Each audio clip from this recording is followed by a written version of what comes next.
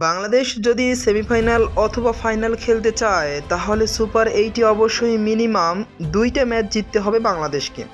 আফগানিস্তানের বিপক্ষে তাদের সাথে টি-20তে বরাবরই ফাইট হয়, যদিও তারা বর্তমানে দুর্দান্ত ফর্মে আছে, যে কোনো দলকে হারানোর ক্ষমতা রাখে।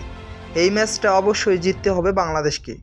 অস্ট্রেলিয়ার বিপক্ষে সেমিফাইনাল অথবা ফাইনাল খেলতে হলে এই ম্যাচটাও জিততে হবে বাংলাদেশকে, যদিও সহজ হবে না।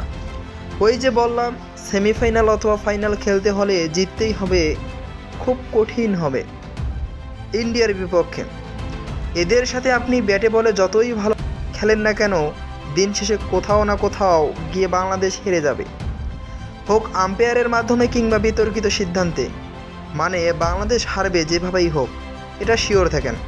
সো সেমিফাইনাল অথবা ফাইনাল খেলতে হলে অবশ্যই আফগানিস্তান এবং অস্ট্রেলিয়ার সাথে জিততেই হবে বাংলাদেশকে।